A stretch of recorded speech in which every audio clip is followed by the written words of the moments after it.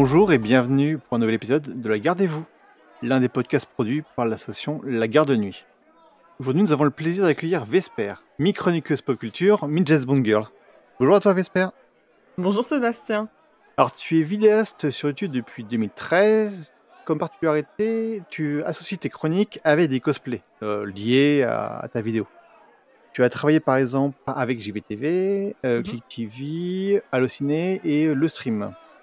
Lors de tes dernières vidéos, tu as eu la chance de visiter l'extraordinaire dépôt de science-fiction-archive.com de Patrick Giraud. Jusqu'à là, je fais pas d'erreur? Non, pas d'erreur. Click, c'était en tant qu'invité, mais oui, JVTV et le stream, c'était pour être host et chroniqueuse ciné pour leurs émissions. Donc, rétrospectivement, le syndicat du screen, qui est quand même un de nos meilleurs noms, voilà. La crème, la crème un peu QTE, et après, donc, pour le stream, c'est l'émission Allociné. Et voilà, non, mais sinon, effectivement, ça me rappelle que ça va faire 10 ans que j'ai publié ma première vidéo sur YouTube, donc je me sens très âgée d'un coup. Mais et oui, j'aime toujours, même si je ne l'ai pas fait récemment, on va dire associer les costumes au thème. Et oui, j'ai eu le plaisir donc de voir un peu la caverne d'Ali Baba de Science Fiction Archive. Qui était assez impressionnante pour 2 vidéos, donc une sur Indiana Jones et l'autre sur Star Trek. Pour connaître un petit peu ce que fait Patrice Giraud et puis David Ogias, qui est son ami, puis qui est aussi pas mal actif niveau science-fiction.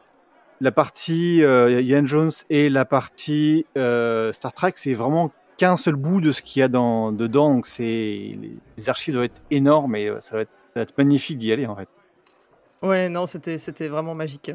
Pour le coup, c'est vraiment comme ça, enfin c'est comme ça que moi je m'imaginais un peu les caisses qu'on voit à la fin d'Indiana Jones avec tous ces trésors. Voilà, là c'est pareil avec des costumes et des props à plus savoir où regarder de tous les les plus grands films, surtout SF de ces dernières années, voire même plus que ces dernières années.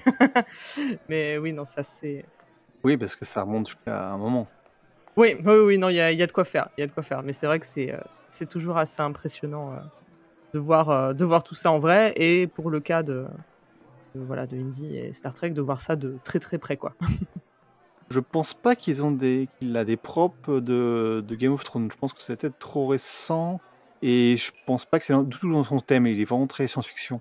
Non, ouais, c'est pas trop dans leur thème, effectivement. Après, je sais pas s'ils comptent le faire un jour, mais non, là, c'est vrai qu'ils sont quand même beaucoup plus SF et un petit peu fantastique, mais vraiment surtout SF. Concernant la saga du Trône de Fer, comment tu as découvert la saga, que ce soit en livre ou en série? Alors, moi, je fais partie des personnes qui ont vraiment découvert à 100% avec la série télé, et je n'ai pas lu les livres. Enfin, à ce jour, je n'ai pas lu les livres. Donc voilà, je fais vraiment partie des béotiens qui ont découvert ça quand la série HBO est sortie. Alors du coup, pas pour la première saison de mémoire, je pense que ça devait être la deuxième, quelque chose comme ça. Donc le temps que... Enfin, Phénomène avait déjà bien commencé, mais on va dire que saison 2, c'était encore plus fort, bon, jusqu'à la fin, hein, mais mais oui, j'ai découvert à ce moment-là, et ce que j'essayais de faire aussi, c'était justement de lire des articles et des émissions et des podcasts de personnes qui, elles, avaient lu les livres pour avoir une expertise ou des petits, voilà, ou des petits indices et autres que je n'aurais pas en n'ayant pas lu les bouquins, ou déjà en étant sûr d'avoir bien compris ce qui s'est passé, parce que des fois, il y a 40 personnages différents, et voilà, au moins quelqu'un qui me rappelle que c'est Jean-Michel qu'on a vu il y a 3 saisons pendant 1 seconde, qui en fait a un rôle très important, et j'ai eu le temps d'oublier. Donc ce genre de choses. Mais ouais, non, c'était comme tout le monde, hein. Enfin là, pour le coup, j'ai vraiment un rapport assez mainstream à à Game of Thrones. Je me suis pris une claque. J'ai été prise vraiment d'amour à la fois pour l'univers et pour ces personnages. Et voilà, et en fait, quand l'année dernière, on a eu House of the Dragon, je pensais vraiment que la hype était passée, et que je pensais moi-même être passée à côté aussi. Enfin, du coup, d'avoir un peu fermé la page. Et en fait, j'ai eu l'occasion d'aller voir la diffusion du premier épisode au Grand Rex. Donc je me suis dit: «Bon allez, voilà, enfin je l'occasion se présente, allons-y. Et en fait, à l'instant où ça a démarré, j'avais l'impression d'avoir remis le doigt dans l'engrenage et j'ai suivi, religieusement, chaque épisode, de House of the Dragon, comme si on était en, je sais plus du coup 2008. Heu, voilà, quand ça a démarré.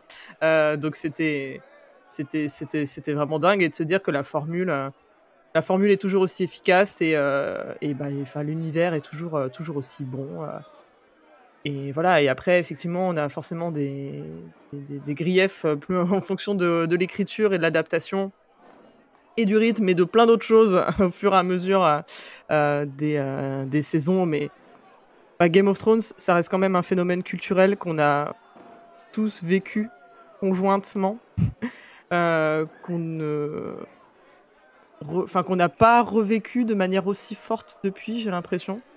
Je ne sais qu'on revivra pas, je ne sais pas, j'espère pas, j'espère qu'on revivra d'autres moments aussi cool, mais c'est vrai que cette espèce de phénomène où que ce soit des personnes ben, donc ceux qui lisent les livres évidemment, ceux qui n'ont pas lu les livres, ceux qui même n'ont pas l'habitude de regarder, qui regardent vite fait des séries télé, ou ceux qui ont regardé toutes les séries de HBO, enfin il y avait vraiment des morceaux très différents de personnes qui étaient toutes à fond et qui attendaient toutes le lundi soir, voire le lundi matin, voire la nuit du dimanche au lundi, pour regarder l'épisode. Et c'est vrai que c'est vraiment la seule série qui m'a fait me lever à 7h du mat le lundi matin pour pouvoir regarder l'épisode au réveil, avant que ma journée ne commence.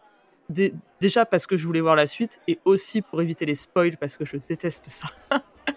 Et c'est vrai que c'est quelque chose quand on y repense, qui était, voilà, comme expérience collective, je trouvais ça trop cool en fait. Enfin, j'aimais trop l'idée de se dire que tu pouvais en parler au travail, tu pouvais en parler à la fac, tu pouvais en parler avec tes amis, en parler avec tout le monde avait un avis dessus. Et comme en plus l'univers est assez riche et les personnages sont tous différents les uns les autres, chacun avait vraiment sa famille phare, chacun avait vraiment son comment dire? Son royaume, enfin sa zone un peu sa région préférée, de voir un peu, comment ça évoluait, la production value est superbe. Enfin voilà, c'était vraiment cool. Déjà en tant qu'expérience collective, c'était vraiment cool. Justement, est-ce que tu as un personnage préféré? Oui! Quelle surprise! On a tous un personnage préféré. Et lequel? Alors le mien, donc je n'ai jamais, déjà en préambule, je n'ai jamais compris les gens pour qui, dont le personnage préféré était Daenerys. Ouais. Ça, voilà, j'ai jamais compris. Donc du coup, du début à la fin, quand elle a commencé à vriller et qu'après elle a bien vrillé, je me suis dit chais. Voilà, à tout cela, vous n'avez rien vu venir, ça se voit depuis le début qu'elle va partir en cacahuète, mais bon, c'est pas grave. À vous, tous les parents qui ont appelé leurs enfants Khaleesi, voilà. Ouais. Oh là là. Déjà, Khaleesi, c'est même pas son prénom. Donc Oui. déjà là, il y a un red flag. Déjà là, c'est pas possible. Mais Daenerys, c'est pas mieux. Mais ouais, non, ça c'était l'enfer. Déjà, mais au moins que ça leur serve à tous de leçon, on ne donne pas de prénom à son enfant d'une œuvre qui n'est pas terminée. Voilà, comme ça, c'est bon. Mais donc, trêve de suspense, mon personnage préféré est Cersei Lannister. Ouais. Vraiment mais loin devant tout le monde. J'ai aussi beaucoup de chouchous. Enfin, comme tout le monde, j'aime Brienne. J'adore. Je mettrais, peut-être dans mon top 3, je mettrais Cersei, ensuite Jaime juste derrière, et ensuite Brienne. Voilà, pour faire un ordre d'idées. Cersei, c'est depuis la première seconde où j'ai toujours été attirée par les personnages un peu comment dire?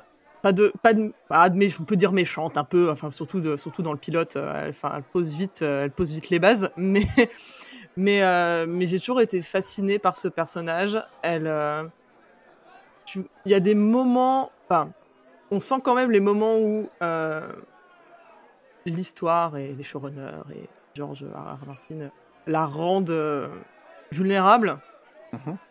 Mais voilà, moi je l'aime à son top quand elle est en train de fomenter les pires plans tordus pour essayer de se débarrasser de ses ennemis.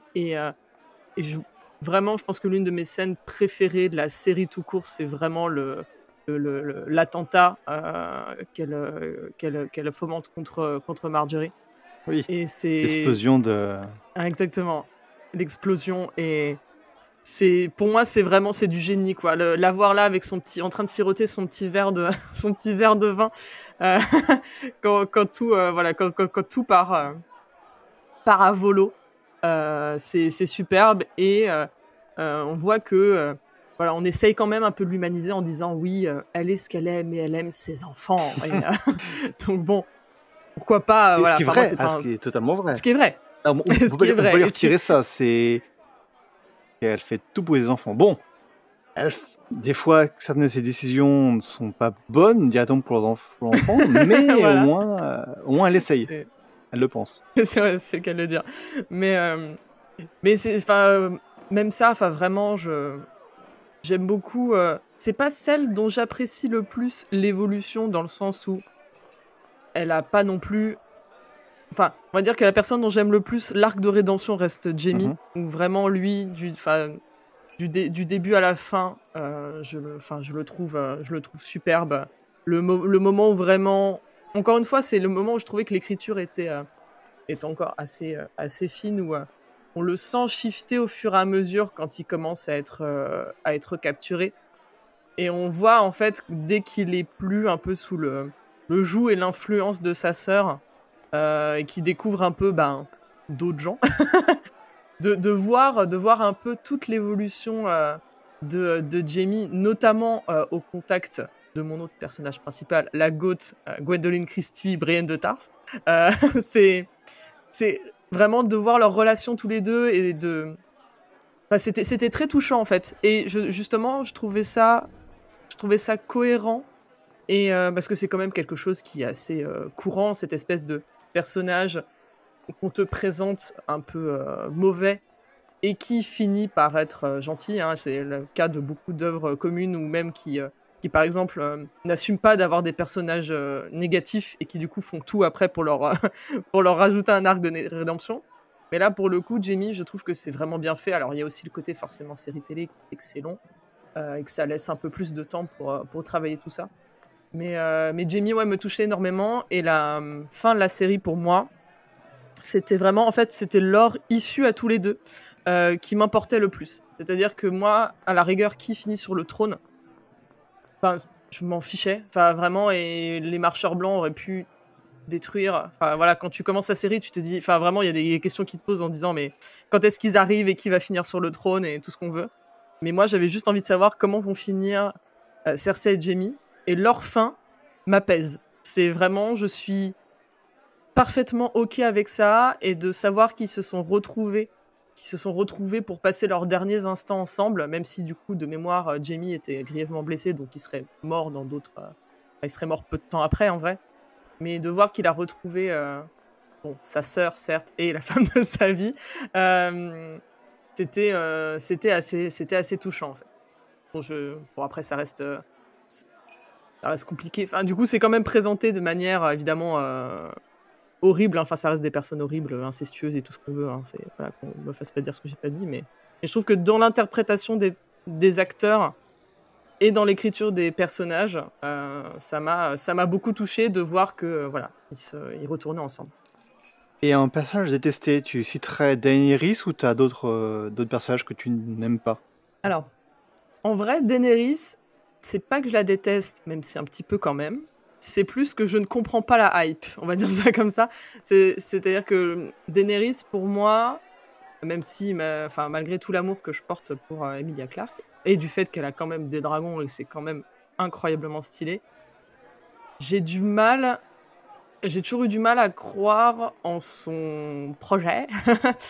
J'ai toujours eu du mal à croire en son, enfin, plutôt quand elle essaye d'asseoir son autorité, enfin voilà, les moments où elle commence, elle part un peu de région en région pour essayer de rallier le plus de personnes à sa cause. J'arrive pas à croire en elle en tant que leader. Bon, c'est le but, hein, les autres ne croient pas en elle non plus trop. Bon, après elle les crame et Oui. ils y vont. Mais voilà, j'ai toujours un peu de mal parce que je la trouvais pas très charismatique en fait. Mais encore une fois, pas de la faute de l'actrice, c'est juste le personnage tel qu'il était. Voilà, j'avais du mal à y adhérer. Après, en personnage détesté, alors détesté c'est un Oui, peu tu fort, peux. mais c'est voilà, enfin, mais plutôt, je pense, en vrai, Bran, qui, ben, il est enfin, on va dire entre le début et la fin de la série, bon, c'est le jour et la nuit, ça, c'est le but, hein, mais j'ai pas enfin, voilà, j'ai pas réussi à m'attacher, enfin, au début, tu t'attaches évidemment au personnage pour des des raisons évidentes, mais en fait, à partir du moment où, lui, en fait, part dans son arc un peu trop, fantastique. Déjà, tous les moments où on voyait Bran, c'était les moments chiants, on va pas se mentir. Dès qu'on arrive à Bran, enfin, c'est: «Ah non, ah oui, ah là, c'est Bran dans la pampa, il est tout seul, voilà». Et c'était jamais les moments intéressants, en fait, donc c'était déjà compliqué. Et après, à partir du moment où il devient la corneille aux 3 yeux, c'est ça? Non, oui, C'est ça. voilà, et bah, là, on part tout de suite où, en fait, on va dire que Bran n'est plus, enfin, il est là sans être là, donc il devient vraiment juste voilà, un être omniscient qui voit tout, en simultané, et donc du coup, il a plus aucune, en fait, en perdant son humanité, pour moi, il a perdu son intérêt. Donc voilà, de se dire que, bah, enfin, c'est à la fois, je comprends pourquoi il a été choisi, enfin, pourquoi tout se recoupe sur lui à la fin, mais enfin, c'est dommage de le faire sur un personnage auquel je pense peu de gens se sont attachés. Vu la réaction de la terre entière quand la série s'est terminée, je pense que je n'étais pas la seule. Donc ouais, c'est plus Bran, c'est plutôt, il aurait fallu qu'il soit exploité autrement, et du coup, en l'état, c'est celui où, voilà, où ça m'intéressait le moins quand on passait à ces aventures. Et si tu devais visiter ou vivre, dans quelle région tu irais? Quelle région ou chez quelle maison de Westeros tu irais? Alors j'ai un peu réfléchi parce que c'était pas si facile, mais en fait, à la base, j'aime, j'aime beaucoup les Tyrell. Mmh. J'aime bien, voilà, j'aime bien leur maison, j'aime bien tout ça. Mais si je devais vraiment choisir un endroit, je pense que ce serait Dorne, pour des raisons évidentes de météo et pas que de Pedro Pascal, mais enfin, je trouvais que la région, encore une fois, enfin, toutes mes réponses sont liées à tel que c'est perçu dans la série. Donc bon, voilà, c'est peut-être pas, exactement comme ça, mais en tout cas, je trouvais qu'au niveau de, l'architecture, justement, voilà, de la météo, le palais, même leurs histoires, leurs coutumes, je trouvais que justement Dorne, c'était le coin où ça avait l'air d'être quand même le plus sympa. Au moins, eux, ils se prennent moins la tête, voilà, avec toutes ces querelles, de trône. Eux, ils font voilà, ils font leur vie, et il fait beau, donc pourquoi pas? Pourquoi pas? Moi, je trouve qu'on serait très bien à tous à Dorne, à bronzer, et en plus, au niveau des costumes, en fait, enfin, Dorne, détonne vraiment par rapport à toutes les autres régions, en fait, et voilà, et en plus, les costumes de Dorne, je les trouve vraiment superbes. Enfin, même là, les drapés, les peignoirs, les peignoirs très échancrés, enfin, tout est très beau, même leur chorégraphie à chacun de combats, enfin, quand on voyait les sands, enfin, c'était quoi? Les vipères, c'est ça? Non. Enfin, tout ça, je trouvais que ça, justement, enfin, c'était fait, hein, ça paraissait exotique par rapport, à King's Landing, ou même à Winterfell, et c'était ce qui m'attirait le plus. Donc ouais, Dorne. Et après, on peut dire plein de choses sur Dorne dans la série, mais que ce soit les costumes, que ce soit les bâtiments, que ce soit le style, on est quand même assez proche de ce qui est transmis par le livre et le côté D'accord. Andalousie, en fait. Ouais. Par contre, le scénario, non, on est loin. Ouais, voilà, Mais le reste, c'est bon. mais je te rejoins là-dessus, c'est que, c'était quoi? Ça devait être saison 4 dans cette saison-là? Je sais plus là. Ça Mais doit être 4 et on a dû les quitter définitivement à 6 ouais, max 7, mais ouais. mais voilà, je trouve que ça aurait mérité, ça avait un petit goût de reviens-y. Oui. Ça aurait mérité, d'être encore plus exploité. Enfin voilà, enfin l'acmé, forcément, c'est le moment où Oberyn finit en pastèque, mais enfin, ça, voilà, ça aurait mérité peut-être d'être plus vu, ou justement, par exemple, heu, bah, justement, même quand on ajoute le personnage de Marjorie, que j'adore aussi, évidemment, j'adore Mmh. Marjorie. incroyable. J'adore le personnage de et Marjorie et sa grand-mère. Oui. J'ai un trou, évidemment. Olenna Tyrell. Olenna, merci, merci. Splendide Olenna. Et voilà, enfin là, par exemple, elles, quand elles arrivent à la cour, je les trouve quand même mieux intégrées à l'histoire et ça fait mieux avancer le narratif. Et que les Martels, bah voilà, c'est bon, bah voilà, on a fini le bout d'Orne. Bon, bah là, maintenant, on sait plus trop quoi en faire. Mm. Et on passe à autre chose. Tu as sûrement dû en entendre parler, mais le livre et la série ont beaucoup été modifiés enfin, la série a bien parti assez loin de l'arc narratif de Dorne qui est présent dans le bouquin.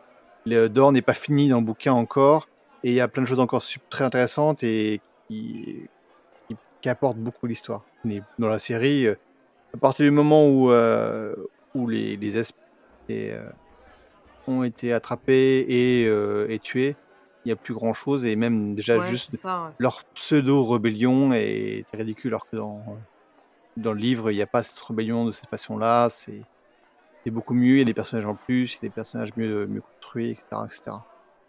Oui, je pense que c'est ça, en fait. C'est dès qu'on perd un peu les leaders charismatiques, on a l'impression qu'ils savent plus trop comment s'en sortir. Donc, mais bon, je prendrai ça en note pour le jour où je lirai les romans dans je ne sais pas combien de temps, un jour, si je me motive. Et c'est vrai que forcément, ça donne envie d'approfondir le sujet, quoi. Maintenant que tu as vu la série complète, donc les 8 saisons, et que tu as également vu, je crois, la saison 1 de House of the Dragons, qu'est-ce que tu attends de la suite? Que ce soit la suite en série ou que ce soit la suite dans d'autres produits, d'autres séries ou d'autres produits dérivés? Bah, là, pour le coup, justement, quand la série originale s'est terminée et qu'on avait... On avait combien de projets qui étaient annoncés de spin-off? 3, 5, je sais plus. Trop. Ouais. Plein, enfin, alors, il y en a qui apparaissent, il y en a qui disparaissent. Je pense même plus que ça, si on comprend tous les projets qui ont été, et je vais sûrement en oublier, des projets qui ont été évoqués, mais pas totalement finis, bah, il y a Snow, qui est la suite de la série, mais du point de vue de Jon Snow, qui était proposé par l'acteur directement. Ouais. Personnellement, ça n'inspire pas beaucoup de confiance, mais bon, voilà. Il y a encore, alors tout récemment, il y a La Conquête, qui est un projet qui est en cours de travail. Donc c'est le début des Targaryens à Westeros, donc quand ils arrivent et font la conquête de Westeros. Il y a ce qui avait été évoqué, mais je crois que ça n'a pas été du tout suivi. Il y avait le côté voyage d'Arya. Il y a par contre, qui est un peu plus actif, c'est le voyage de Corlys, Velaryon, le personnage qu'on voit dans House of the Dragons. Il y a, qui peut être très intéressant, et surtout toi qui apprécies beaucoup Dorne, il y a l'épopée de Nymeria, en fait la reine qui est arrivée à Dorne, mais qui avant a été à Essos, qui lors de l'invasion par les Valérian de sa terre a pris un bateau et une grande partie de sa population et a descendu le fleuve pour s'enfuir et arriver à Dorne. Ça a été aussi un projet qui était intéressant. Il y a un projet d'animation qui se passe dans le côté extrême oriental de Essos. Le projet d'animation, ça me disait rien du tout.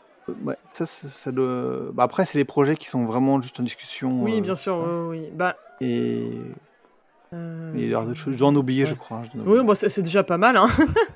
Si, il y a tout récemment, il y a également qui était là, par contre, je crois beaucoup plus avancé niveau projet, la version filmée de Dunkelhoff. Ok. Voilà. C'est 3 nouvelles qui ont été écrites en parallèle du Trône de Fer, et qui se passe avant le Trône de Fer, et qui sera fait en version filmée.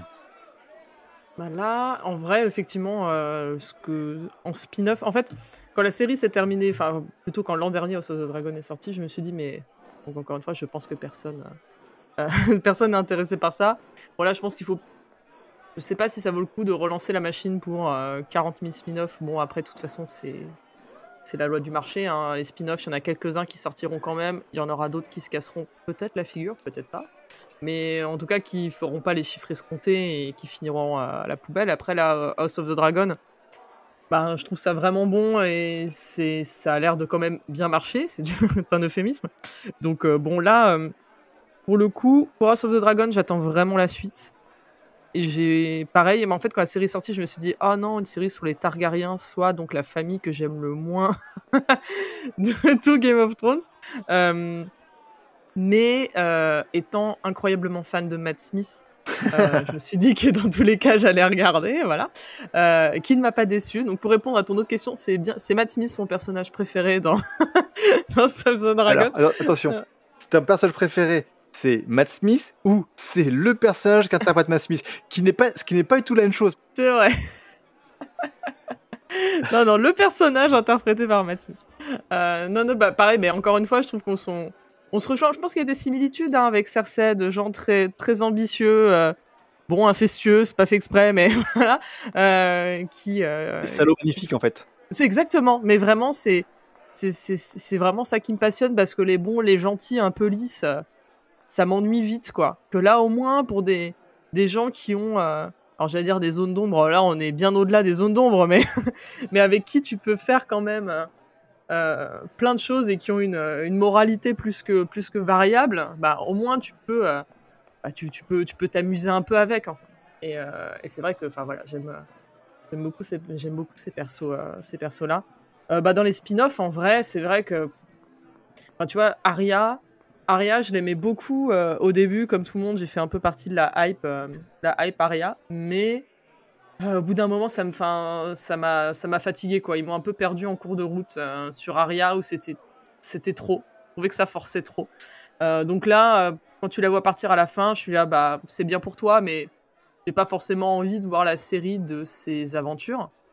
Par rapport, qu'est-ce qu'on a dit? Bah, forcément, oui, bah, série sur Nymeria. En plus, c'est Jessica Henwick qui faisait... Enfin, tout si c'est elle qui reprendrait peut-être son rôle pour la série sur Dorne, ce serait sympa. Puis là, au moins, en fait, si ça peut au moins montrer justement des périodes temporelles et des régions qu'on n'a pas trop vues dans la série originale, là, ça vaut le coup.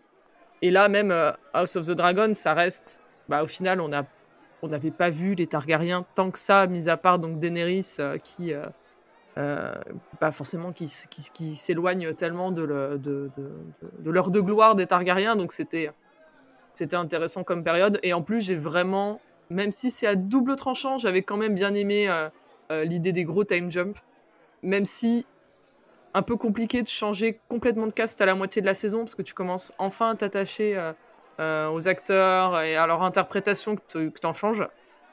Donc ça, c'est vrai que c'est un peu dommage, mais tout le monde était vraiment très bon. Donc en vrai, j'attends surtout la suite de House of the Dragon, quoi. Et le reste, bah, on verra, mais c'est vrai que bon...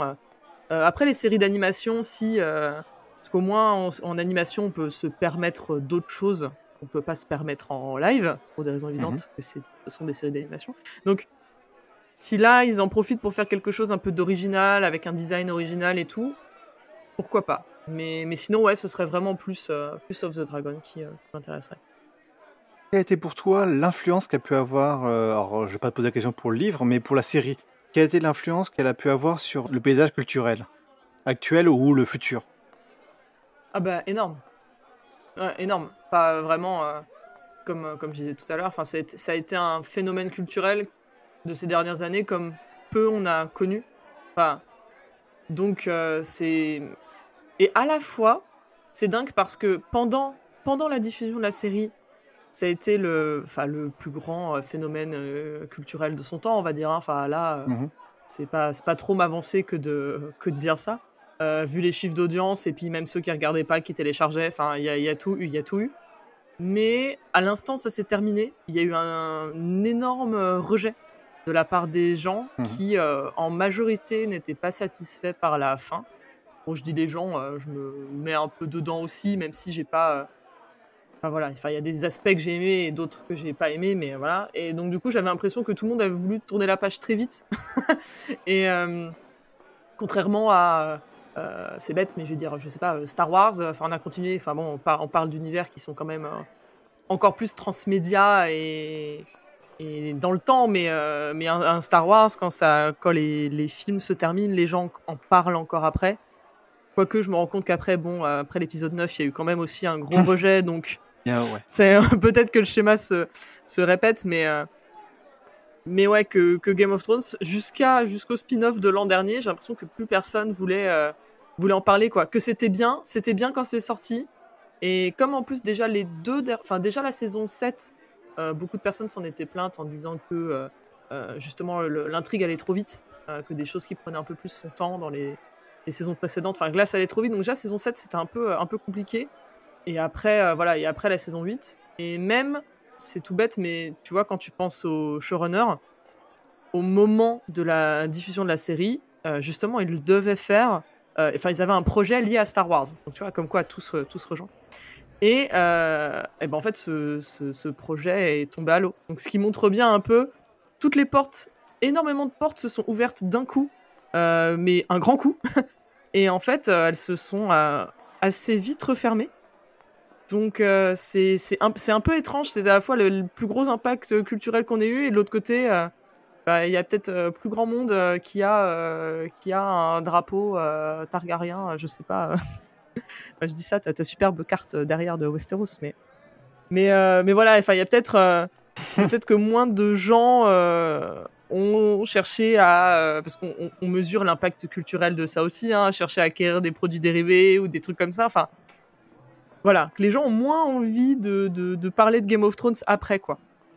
Donc c'est ça qui est un peu étrange. Mais bon, voilà, encore une fois, House of the Dragon a remis quand même une sacrée pièce dans la machine. Et puis ça a mis en avant plein de travail. Je me rappelle que quand le dernier épisode est sorti, on était quand même beaucoup à avoir regardé aussi le making of qui avait été diffusé dans la foulée par OCS. Qui était passionnant et qui mettait en avant justement les autres métiers qui méritent d'être mis en avant. Donc encore une fois, les costumiers, les make-up artistes et tout. Enfin, c'était vraiment cool. Mais tu vois, pareil, ce rejet, tu vois aussi par rapport aux carrières qu'ont eu les acteurs principaux depuis la fin de la série, puisque ça fait quelques années maintenant. Et bah, par exemple, Emilia Clarke me fait beaucoup de peine parce qu'elle n'a pas, pour l'instant, eu de rôle vraiment important ou alors peut-être qu'elle ne le veut pas, je ne sais pas, parce que peut-être qu'aussi elle a été traumatisée par ce qu'elle a vécu, parce qu'elle était quand même mise en avant très vite et beaucoup. Mais la pauvre, quand je vois que genre c'est elle, Sarah Connor, dans le reboot de Terminator que tout le monde a détesté où elle était nulle. Oui. Ce genre de truc, elle a fait quelques rom-com et tout, donc voilà, sans lui manquer de respect, mais je trouve qu'elle mériterait quand même, vu qu'elle m'est fort sympathique, revenir un peu plus sur le devant de la scène. Et même pour Kit Harington, où j'ai l'impression qu'il y a eu quand même un gros rejet. Enfin, j'ai l'impression que les deux acteurs là, peut-être que les gens se sont dit mais peut-être qu'en fait ils jouent pas si bien et qu'ils méritent pas d'être mis en avant. J'en sais rien, hein, ça c'est moi qui extrapole, mais voilà, Kit Harington, en vrai, pendant et après Game of Thrones, il a fait quoi ? Il a fait Pompéi, il a fait le Silent Hill 2 que tout le monde a oublié. Pas des bons films. Ouais, voilà. Enfin, de base. Il a aussi fait des trucs sympas, hein, mais c'est vrai que voilà, dans les gros projets qui fait que justement, enfin voilà, une série comme ça qui était le plus gros phénomène de tous les temps, ça aurait dû tous les propulser, mais d'une force, alors que pas tellement. Pas tellement. Alors que par exemple, le personnage de Robb Stark a fait beaucoup plus après, Ouais. et des rôles plus intéressants, dont un Marvel. D'ailleurs, je crois que si, quand même, Kit Harington doit être. Alors, je l'ai pas vu, mais je crois qu'il est dans un Marvel, ou il sera dans un Marvel, Oui. mais avec un petit rôle. Oui. Il est dans. Je l'ai vu. Il est dans les Éternels avec Rob. Enfin, avec Richard Madden. Alors, attends, voilà, Ouais. c'est ça, Richard Madden. Ouais. Mais par exemple, dans les Éternels, le pauvre. Enfin, on sait pas encore, justement. Il fait pas un super-héros. Alors après, les gens disent que peut-être après, on ne sait pas. Bon, voilà. Mais c'est vrai que là, c'est ça. Enfin, si Kit Harington avait quand même fait un Xavier Dolan, voilà, que j'ai pas vu, donc je vais rien dire. Mais sinon, voilà, et le pauvre, on s'en fout, quoi. C'est Oui. une catastrophe. Et même, Alors après, par exemple, il y en avait certains qui avaient déjà leur propre carrière. Bon, je vais même pas mentionner Sean Bean parce que bon, tout le monde sait, même, enfin, même Lena Headey qui avait déjà fait le 300, premier 300 avant, elle avait Ouais. fait Dread après, mais bah, voilà, elle mérite de faire plus de trucs. Enfin, voilà. Donc c'est plus par rapport à ça aussi qu'on mesure un peu l'énorme impact qu'a eu la série. Tout à l'heure, tu parlais des costumes. Est-ce que tu as un attachement particulier sur les costumes qu'il peut y avoir eu à GOT et à House of Dragon? Et quel est ton avis sur la qualité des costumes? Ah oui, alors effectivement, j'ai une passion, j'avoue une passion pour les costumes dans les films, dans les films et séries, et d'autant plus, enfin c'est toujours évidemment, enfin des costumes même quand c'est très bête, même quand c'est un t-shirt et un jean, c'est évidemment éminemment réfléchi par la costumière et par l'équipe, mais d'autant plus quand on est dans des univers aussi poussés que celui de Game of Thrones, et bien des costumes comme ça en fait racontent l'histoire du personnage sans que tu aies besoin. Enfin, rien qu'en voyant le personnage habillé, tu as déjà son histoire en fait. Tu as son rang social, enfin voilà, tu as sa place dans la société, tu as un peu, enfin, as plein d'infos, tu as son histoire, et là, bah, en plus, quand tu as quelque chose comme bah, Game of Thrones où tu as des maisons, donc l'idée de créer des costumes qui sont cohérents entre les membres d'une même maison. Et là, la costumière, bon, j'ai oublié son nom malheureusement, mais Alors là, dans GOT, c'était Michelle Clapton et dans House of Dragons, c'était Jenny Timim. d'accord, merci beaucoup. Ben, voilà, bravo. Bah, elle mérite toutes les fleurs du monde. Tout se voit dans les broderies aussi. C'est-à-dire que par exemple dans le travail que ce soit les manteaux ou les robes, elles vont caser en fait les broderies, un peu les symboles des maisons. Et enfin, moi ça me passionne, mais quand tu le vois beaucoup dans des bouquins, parce que malheureusement dans la série, bah, c'est pas forcément très zoomé Oui. sur les costumes des acteurs, hein, mais bon, c'est la vie. Hein. Mais souvent, quand il y a des livres sortent où on voit un peu on voit des belles photos des costumes, ou même quand il y a des expositions qui sortent après, ce qui me passionne, c'est que par exemple, quand tu vois un personnage qui change de maison, même quand tu vois Sansa au début, comment elle s'habille quand elle est encore à Winterfell, quand elle s'habille, quand du coup elle rejoint qu'elle rejoint King's Landing, et tu vois qu'après elle se coiffe et elle s'habille comme enfin la sauce à la mode Lannister, et t'as tout ça au fur et à mesure, et c'est super bien, un sens du détail euh, qui, qui, est, euh, qui est impressionnant, quoi.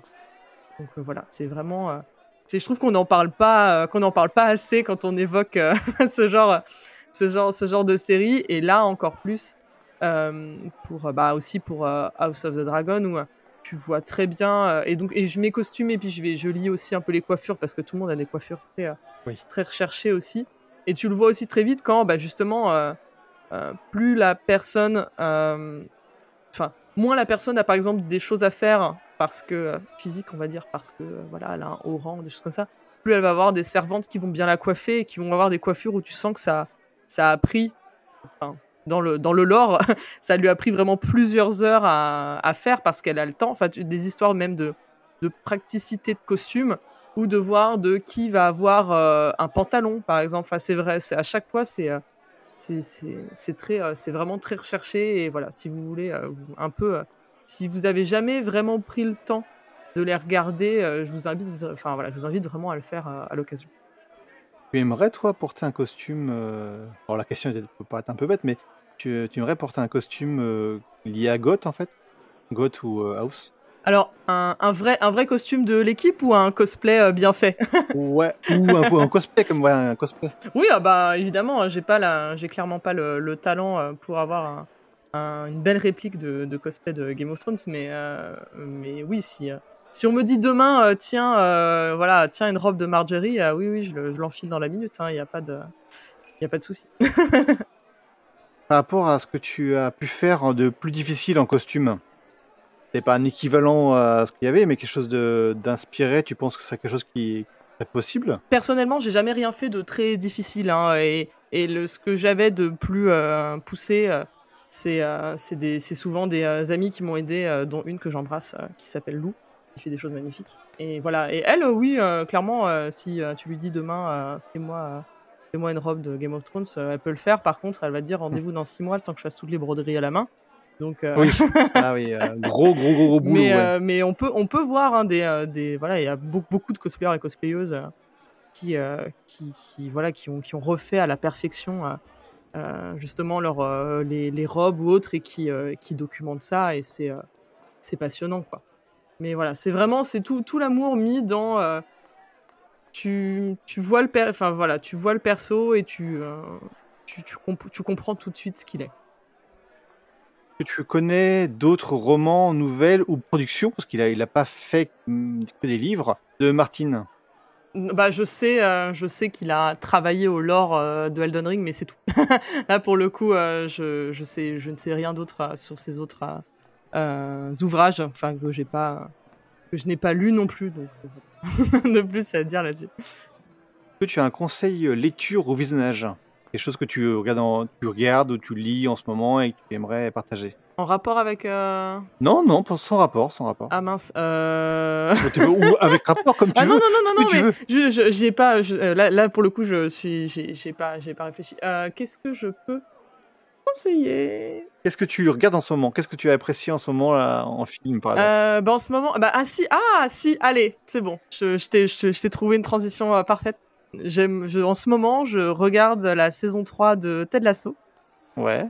et qui est vraiment une des meilleures séries de ces dernières années tout court, qui est une série comique, mais pas que, on va dire ça comme ça, qui est diffusée donc sur Apple TV+, qui est donc je sais pas si du coup tu as regardé Ted Non, Lasso je ou connais de pas? nom, on m'en a parlé, on m'a dit beaucoup de bien, mais n'ayant pas Apple TV, j'avoue que j'ai pas regardé. Puis, Bah là, mais bientôt, tu pourras regarder si jamais tu peux choper le compte Canal+ de quelqu'un, car ça va être intégré à pourquoi Canal. pas? Donc, en gros, c'est l'histoire d'un entraîneur de football américain qui se retrouve catapulté en Angleterre pour être entraîneur de football, notre football, en Voilà, fait. le soccer. Le Ouais, soccer, voilà. Et oui.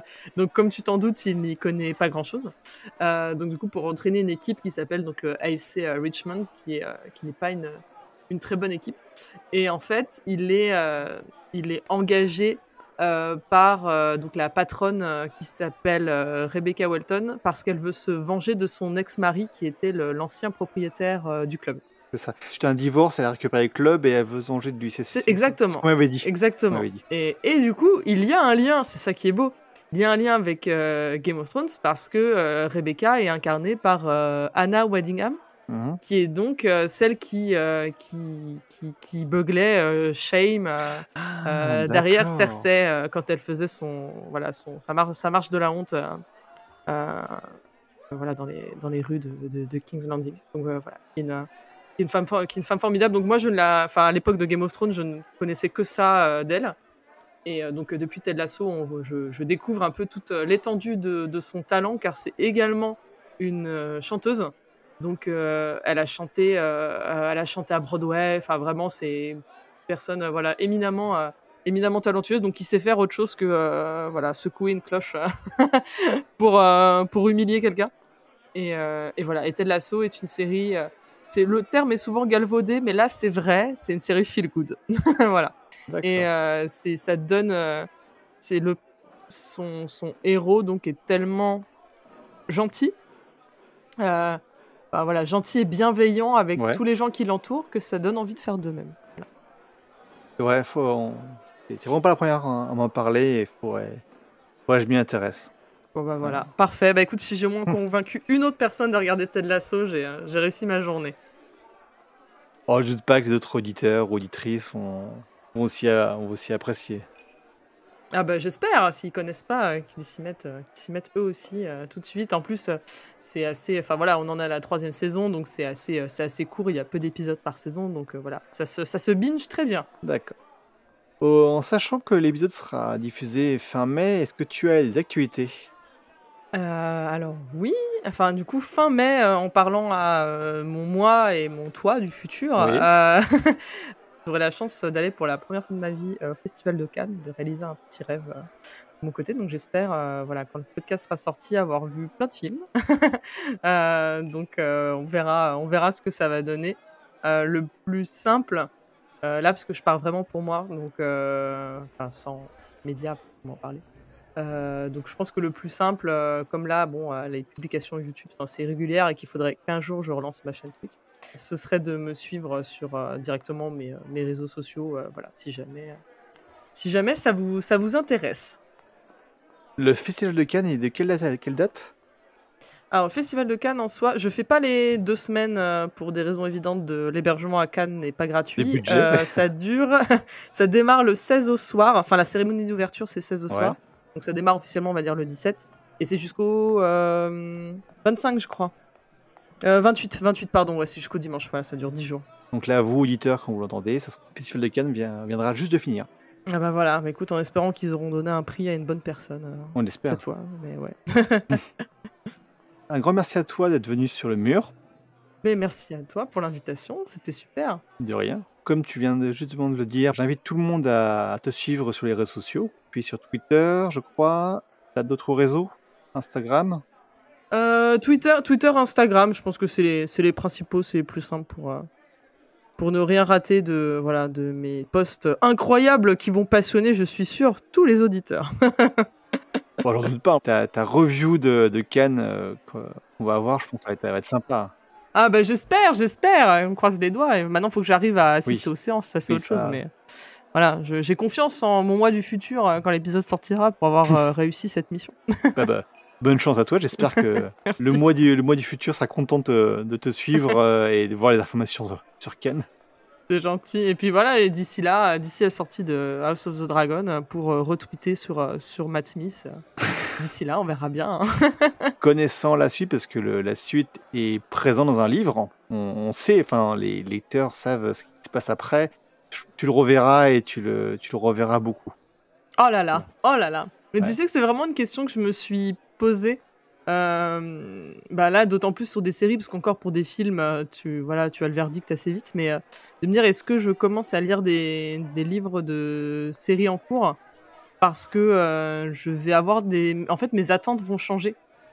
Et en fait, je me suis dit, est-ce que j'ai envie de découvrir la série telle qu'elle est ou est-ce que je vais m'imaginer après des choses du livre qui ne seront peut-être pas dans la série, qui vont me décevoir c'est assez compliqué hein, comme rapport un peu aux adaptations. Je me suis dit, est-ce que je vais attendre que ce soit terminé pour après lire tout ça? C'est pas évident. Enfin, moi, le peu de fois où j'ai lu des livres en amont ou alors que je les ai lus exprès pour la sortie d'une adaptation, j'ai été déçue. Alors que quand tu le fais après, bah voilà, tu te dis ah bah super, je découvre un univers beaucoup plus riche et tu passes à autre chose. Mais c'est vrai que c'est pas évident. Ça complète la vision de la série ou du film. Ouais. Bah là, ouais, pour House of the Dragon, du coup, je vais voir. Ouais, on verra ce que ça donne. Bah, justement, si vous voulez compléter votre vision ou votre lecture, je vous invite à aller sur le site de la Garde de Nuit, vous informer sur le blog et sur l'encyclopédie qui est présente sur Wiki.